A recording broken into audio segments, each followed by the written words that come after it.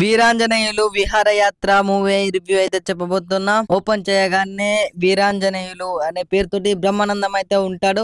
అతడికి గోవా అంటే ఇష్టం. అతడు ప్రతి సమ్మర్ కి ఎంజాయ్ చేస్తూ వెళ్ళేవాడు. అక్కడ ఒక హ్యాపీ హోమ్ అయితే ఉండేది. అతడు చనిపోతాడు. వీరాంజనేయులు చనిపోతాడు.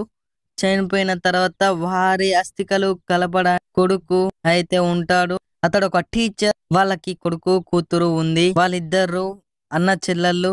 వాళ్ళిద్దరూ కొట్లాడుకుంటూ ఉంటారు. మెయిన్ రోల్ తన కూతురు పెళ్లి కోసం అయితే గోవాలో ఉండే హ్యాపీ హోమ్ అయితే అమ్మేద్దాం అనుకుంటాడు. దాని కోసం అయితే అస్థికల్ని గోవాలో కలపాలని ప్లానింగ్ చేస్తాడు. హ్యాపీ హోమ్ అందరి పేరు మీద అయితే వాళ్ళ తాత రాశాడు. వీరాంజనేయులు దానికోసం అయితే విహారయాత్ర చేస్తారు. అస్థికల్ని గోవాలో కలపడానికి వాళ్ళ తాత గారి విల్లాకి వాళ్ళ తాత గారి వెహికల్ లోనైతే వెళ్తారు. ఆ జర్నీలో సంతోషాలు, బాధలు, బంధుత్వాల గురించి ఎమోషనల్ స్టోరీ అయితే ఉంటుంది. సిస్టర్ అండ్ బ్రదర్ ఫైటింగ్ అయితే ఉంటుంది.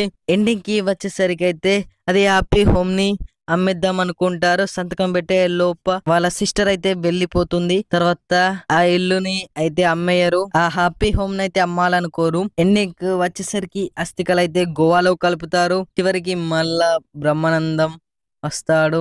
Ending the emotional best movie అయితే ఇది. సూపర్ ఉంది మూవీ అయితే. చూసి ఎంజాయ్ చేయండి. చూడండి సూపర్ ఉంది. ఇలాంటి రివ్యూల కోసం మన ఛానల్ ని సబ్స్క్రైబ్ చేసుకోండి.